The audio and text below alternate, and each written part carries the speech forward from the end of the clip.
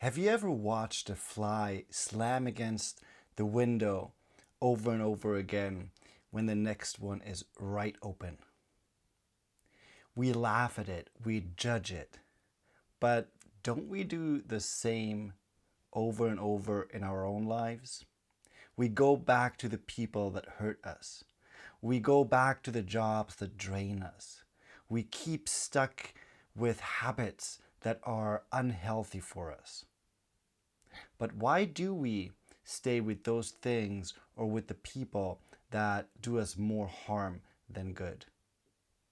Hi, my name is Martin, and I made it my purpose to share with you here about my learnings from life, my lessons, my experiences, with the hope that I inspire you to really take charge of your own life, to get into that driver's seat of yours and live unapologetically without holding back on your terms. And in this video, I really want to share with you why we do so many things that are really keeping us from stepping through the door to freedom. Today I was having dinner with my family, and I watched my nephew and my niece while there was a fly, and they were keep slapping it away, and it came back, and they slapped it away, and they're like, oh, it's gone, and then it came back. And I was like, first I was laughing internally of the situation itself, but then I was like, we so many times when we see a fly do that, then we're like, oh my God, how stupid is it? Why would it not just fly away and find something where nobody's slapping it around? But then it came to me, I'm like, we do the same shit over and over and over again in our own lives. I mean, I've done it multiple times. I've had jobs where I just felt like I woke up in the morning and I was like, I don't want to go. I don't want to go to the office. I don't want to keep repeating the same things over and over again. Sucks the life out of me, but I still went there. The same in relationships, friendships that were incredibly toxic. But even though I was rejected or bullied, I kept going back to those same people who hurt me over and over again. If you've experienced that, you're not alone. I would suggest and encourage you to share in the comments if you've been through this, so that we can really help each other and support each other on our journeys. And I think if we have that kind of community, knowing that other people have similar experiences, I think it can tremendously help us on our own journey throughout life. This is also the purpose why I'm sharing here on this channel. I feel like, I've been through so many things in the past few months after I went through quite a heartbreaking breakup. I went through so many dark moments, and one thing that really helped me was knowing that I wasn't alone. And I want to keep passing on that light towards other people, to people who might not be in that position right now where they see any kind of hope for the future. If you have not yet, I would really appreciate it if you also subscribe to my channel. It would mean the world to me, because I really want to reach as many people as possible. So every subscription, I see it, I appreciate it, and you mean the world to me. So when it comes to going back to the things that are doing us more harm than any good, it really is something absolutely very human. I mean, even if we look at flies, it's very natural that we do it. But when it comes to us human beings, very often it stems from childhood or from experiences in our early years that are very, very familiar.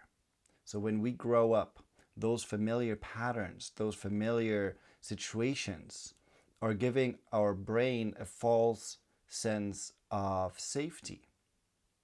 Because the thing is, our brain works in a mysterious ways. On the one hand, it's super smart. It's like it's a supercomputer. On the other hand, it like consciously we know certain things are not good for us and we still do them. So it's like, why would we do that? Well, because we are more complex than just logical thinking. And when it comes to those kind of situations or like people, patterns, all those things, then that familiarity, that safety that our brain is constantly looking for is what very often keeps us in very, very painful situations. And why is that? Well, the brain it always wants the best for us. And the thing the brain thinks is the best for us are the things that are familiar, because it knows exactly what to expect. It knows exactly how to respond, how to survive, and so on. With everything that's not familiar, there is a bigger risk, because it's not like the brain doesn't know what to expect, how to go into that unexpected situation. It doesn't know what's going to come out of it. So it rather stays with the painful current situation, with the toxic people that we know are not good for us, rather than going into the unknown future where it does just not know what's going to come next. So it's very, very important that through reflection we become aware of what are those familiar patterns. Where might they come from? If you already know where it's coming from, then it's incredibly important that you are embarking on a healing journey, letting go of the past, practicing forgiveness, acceptance. And all those things I know are not easy. It's far from easy. It's super difficult, because very often it's in connection with people that like with parents or with family, people that were very, very close during our early years. Not necessarily loving, but still close to us. And forgiveness and acceptance are two things that are very difficult for most people.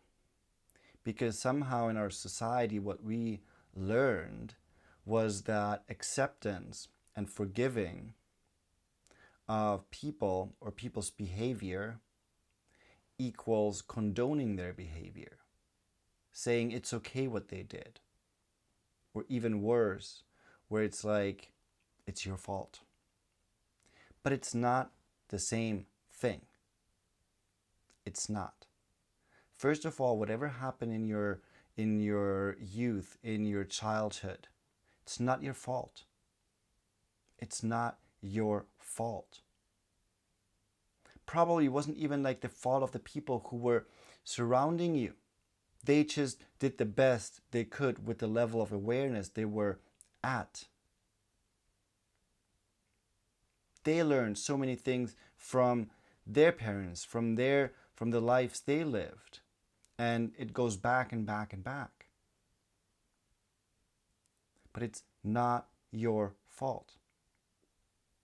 And forgiving other people, it's not for them, it's for you. Because you are carrying around that heaviness. You are meeting the same people with the same patterns over and over again, because your system, your brain wants to keep holding on to what's familiar. It only hurts you. It might hurt other people around you, but it hurts you the most. And you deserve to be happy. You deserve to be free of the past. You deserve to be free of things that other people did, even if they were done to you. But you are worthy of living a life free from that pain, free from that guilt, free from that shame. Because if we hold on to the past, if we hold on to what people did to us, we are basically like a fly slamming against the window over and over and over again. Basically, the window, the closed window, is the past. We're slamming against the past, always headed towards that past experience, the people from the past, the leftovers from past situations. The open window to the side is the future, the freedom that the future can bring us. But we need to not just become aware of the open window, but we need to have the courage to fly through it. We don't know what's gonna be outside that window. And I think that is the scariest thing of everything. If we go through that window towards an unknown future, a thing that we've never maybe done, taking charge of our choices and of our decisions, we don't know what's going to happen once we step into that unknown future. That open window represents the possibility of freedom. Freedom from the past, freedom from our emotional pain, freedom from our emotional prison. Of course, it can also lead to the next prison, to the next pain, to the next toxic relationship. But the thing is, we only have two choices. Either we stay in that pain and toxic relationship, in those painful and devastating situations, and we stay in that familiarity, knowing that it's never going to change because we are not leaving, we are not stepping away from it.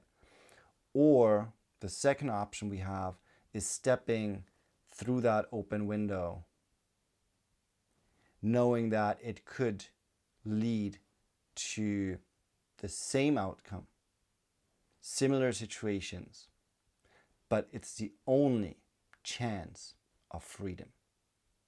It's the only chance that things could change. There is no guarantee in life.